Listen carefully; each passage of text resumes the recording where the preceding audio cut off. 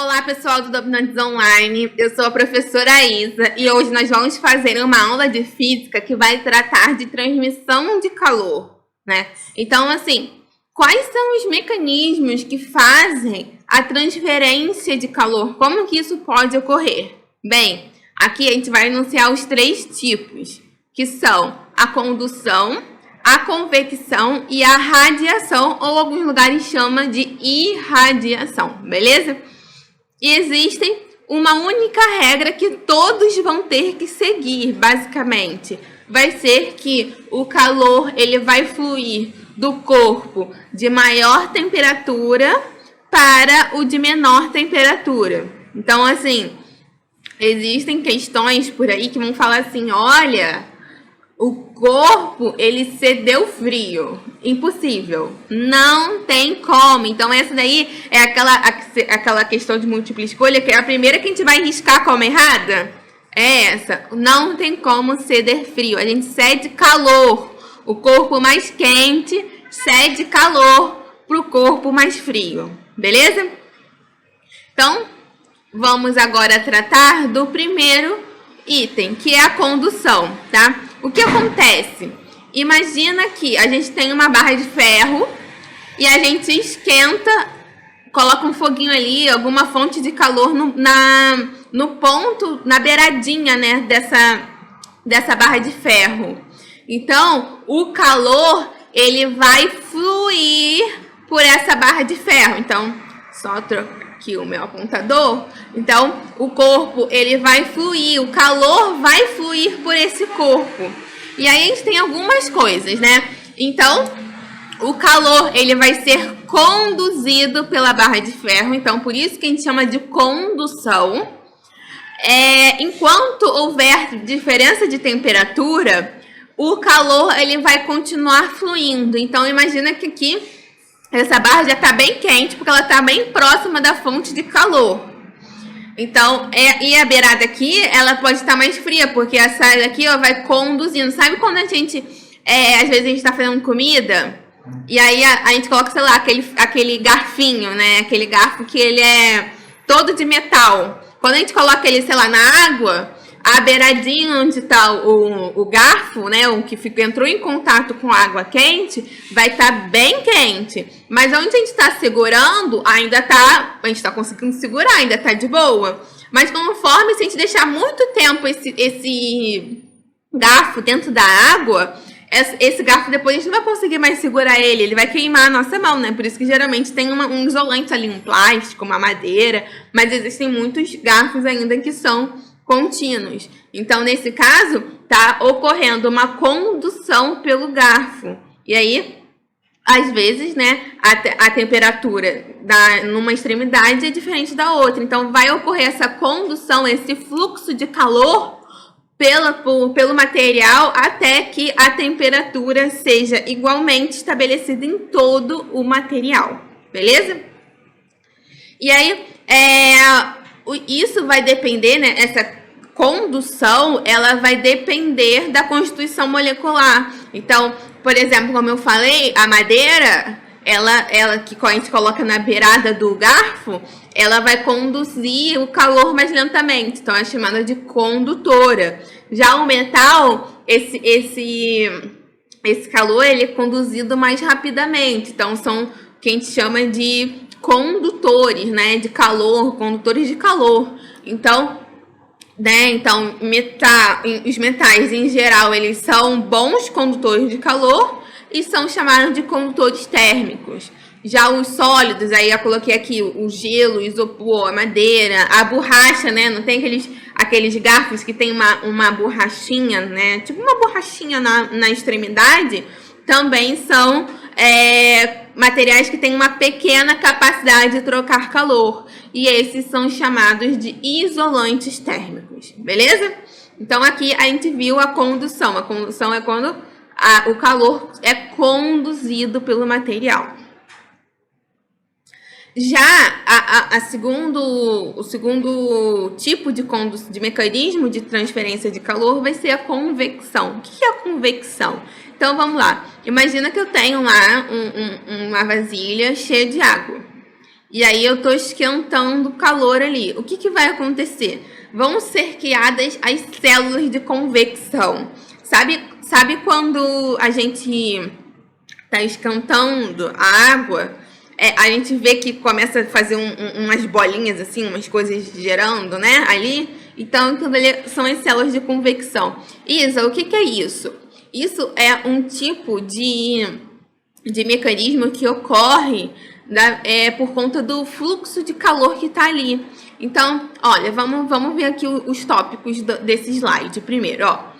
O calor, ele é conduzido através da matéria. Lembra? Na condução, a gente tinha uma única barra de ferro e o calor era conduzido através dele. Você não tinha uma transferência de massa, né? Nesse caso, quando a gente cria as células de convecção, o que vai acontecer? A massa de água ou de ar que está aqui embaixo, ela vai estar mais quentinha, porque é ela que está em contato com a água. Então, ela vai subir e a gente vai fazer esse fluxo. Como que isso acontece, né? Então, geralmente ocorre em fluidos. Então, eu tenho líquido e gás. Isso não ocorre em sólidos, porque você tem que ter o fluxo de matéria. Então, o sólido está todo mundo ali juntinho. Não tem como ter esse fluxo, né, da matéria ali girando ali dentro. E aí a gente vai falar agora, né, como que isso ocorre. Então, vamos lá. Aqui embaixo, como eu falei, está em contato com o fogo, né, com a fonte de calor. Então, acaba que essa parte aqui de baixo acaba se tornando mais quente. Lembra que a gente viu que quando você esquenta uma coisa, ela vai se expandir, né? Então, como ela se expande, ela vai se tornar menos densa. É a mesma quantidade, a mesma massa, só que expandida. Então, o volume aumenta. Densidade é igual a massa sobre volume. Então, ó, aumentou, né? Então, como aumentou, a gente tem que essa massa se tornou menos densa e o que é menos denso sobe. E aí, e lá em cima, essa água que está ali tem contato com a superfície. Então, ela vai acabar cedendo calor para o ar. Então, aquela de cima, com o tempo, vai se tornar mais fria e também mais fria em relação com a massa que está embaixo, que está esquentando. Então, fria, quente. A quente vai subir e a fria vai descer. Então, a gente vai acabar gerando um fluxo de matéria ali dentro, né? Então, que é a massa de água, de ar, né? Quente sobe e a massa de ar fria desce. Então, a gente vai ter esse fluxo de calor.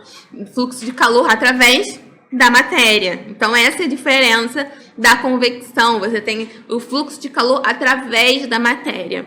Então, a mais densa vai descer. Então, a gente vai começar isso aqui, vai criar o que a gente chama de células de convecção. Então, tem isso aqui, né? E isso também ocorre nos correntes de vento. Então, por que ocorre o vento? Porque lá em cima, as correntes de ar, né, elas se tornam mais frias e elas vão descer. E as de baixo, que são mais quentes, sobem. Então, você tem esse fluxo de ar, de vento, né? Então, vai ter as correntes de vento ocorrendo, né? Beleza? E aí, uma outra característica disso, que também é uma questão que já caiu no vestibular, é onde devem ser colocados os ar-condicionados, né? Então, eles não podem ficar próximos do chão, porque o ar-condicionado, ele esfria o ar. Então, ele pega o ar quente e libera o ar frio. Então, se você tem que ter um fluxo de corrente de ar, de corrente de ar, né, onde vai ser criada uma célula de convecção dentro do ambiente que você quer refrescar, você tem que ter que as massas frias, elas devem estar em cima para descerem. Então, olha só, se a gente coloca o ar-condicionado embaixo, o que vai acontecer? Ele vai liberar ar frio. E aí, o ar frio vai ficar aí. Não tem como você ter essa troca de calor. Então, o que tem que acontecer? O ar quente de baixo sobe, o ar-condicionado vai puxar esse ar quente e vai liberar ar frio. E aí, o ar frio vai descer. dando espaço para quem? Para o ar quente de baixo que vai subir. Então, você vai ter esse fluxo, essas células de convecção, onde o ar frio de cima vai ser resfriado com o ar-condicionado. E aí, uma outra questão é que o ideal é que eles estejam na altura da pessoa, né? Porque, assim, vamos supor que eu tenho uma sala de 3 metros de altura. Então, imagina, né? Vai ficar super friozinho lá nos 3 metros de altura. Pra quê? Não tem ninguém lá nos 3 metros de altura. Então, o ideal é que fica ali, ó, a 1,70 m, né? 2 metros. Então, tem gente que é bem alto, né? Vamos colocar ali nos 2 metros. Então, nos 2 metros, vai colocar o ar-condicionado. Então, dali para baixo é que o ar vai resfriar. Dali para cima, não tem necessidade do ar ficar realmente frio, né? Porque não tem ninguém ali para você ter essa questão de ter uma sensação térmica melhor. Beleza? Então, acabamos aqui o tópico de convecção. Então, a condução, o calor vai ser conduzido pelo material. Na convecção é conduzido através da matéria. Então, você vai ter matéria circulando com aquele mais quente ou mais frio, a matéria, né? Para que a gente tenha essa questão da transferência de calor. E agora nós vamos falar da radiação, que também é uma muito comum, que ocorre em vários lugares, que também em alguns locais é chamado de radiação. E é a troca de calor que ocorre através de ondas eletromagnéticas. Nossa, que parece muito esquisito, né? Mas olha só, imagina que eu tenho uma coisa que está muito quente. Então, por exemplo, uma barra de ferro.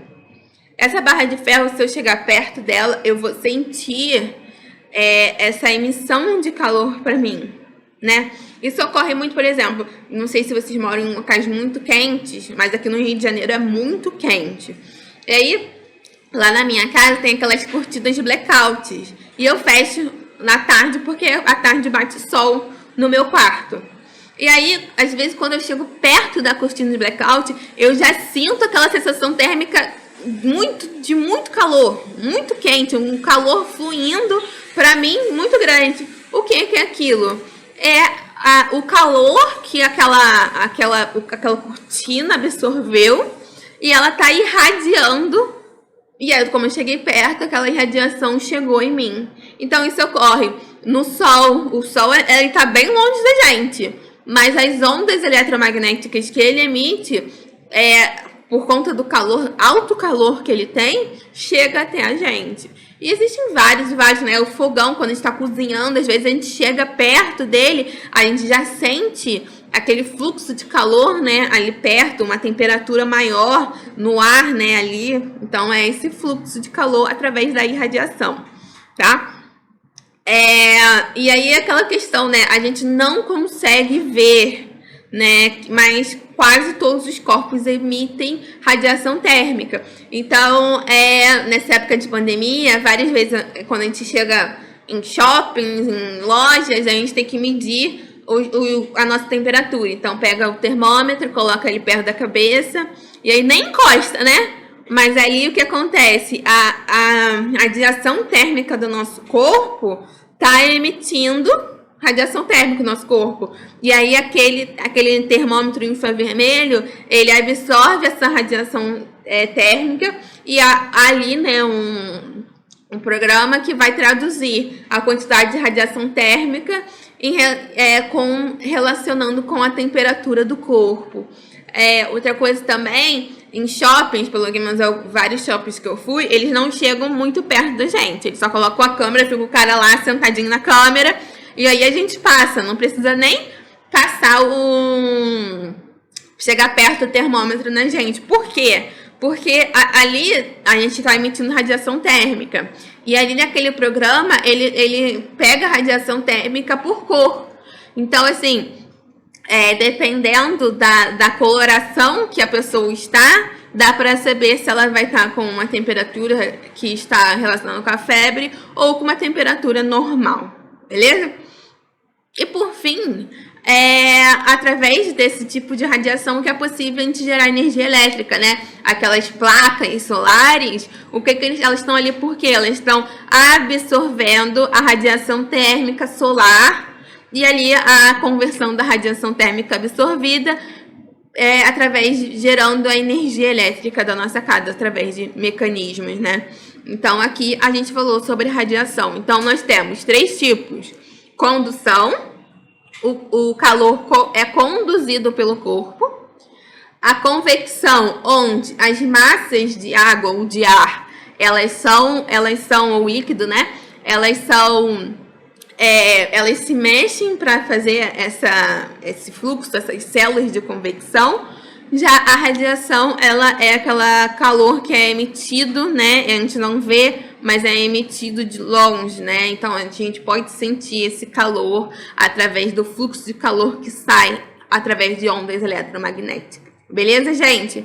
Não esqueçam de dar uma olhada nos nossos exercícios. Os exercícios dessa matéria geralmente são questões que são teóricas, então a gente precisa dominar o conteúdo para conseguir ver qual que são as alternativas incorretas e que geralmente tem alguma pegadinha ali no meio. Beleza, gente? Então é isso. Eu deixo para vocês uma frase do Jorge Paulo Lemann, que fala que se sonhar grande dá o mesmo trabalho que sonhar pequeno, por que eu vou sonhar pequeno? Vamos sonhar grande, pessoal? Obrigada pela atenção, bons estudos e até a próxima aula.